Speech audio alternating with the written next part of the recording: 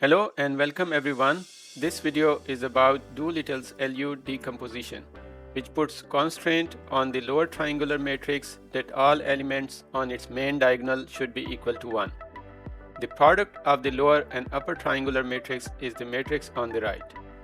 We can compute the elements of the lower and upper triangular matrix by equating the corresponding elements of this right side matrix with the coefficient matrix A. Let's solve these equations when I is equal to 3 and j is equal to 2. In this case, I is greater than j, so we'll be getting an element of the lower triangular matrix, which is L32. The summation index P will only contain one value, which is 1, since j minus 1 is equal to 1, and summation from 1 to 1 will contain only one value, which is P is equal to 1. Once we plug these indices, we get this equation, which can be rearranged to get the same elements in index 3, 2 in matrix A and the right side product matrix. Similarly, we can also check the calculation for I is equal to 2 and j is equal to 3. Now I is less than j, so we will compute an element of the upper triangular matrix. The summation will again contain one index of P, which is 1.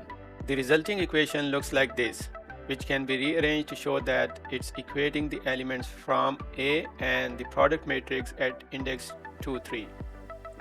As said in the previous video, which was on LU decomposition, the next steps to find a solution include forward and backward substitution steps. It's a common practice to store the elements of a lower and upper triangular matrices in a mixture matrix. The forward substitution can then be calculated using this formula. Let's now see how we implement this decomposition in a Python code. For that, we write a function, Doolittle Decomposition, which takes the coefficient matrix A and the output vector B as inputs. Then the first row of A is the same as the first row of U matrix, so we start from the second row. Then we loop over the columns, and if the row index is greater than the column index, we update the lower triangular element, otherwise we update the upper triangular element. After that, we run the forward substitution followed by the backward substitution. This is the code for forward and backward substitutions. Let's see how we can solve this curve fitting problem using the Doolittle's decomposition method.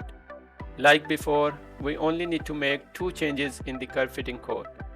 We import Doolittle decomposition function from utils and use it on line 24.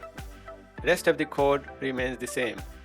The solution is again the same, that is a quadratic equation with a equal to 3, b equal to minus 2 and c equal to 4.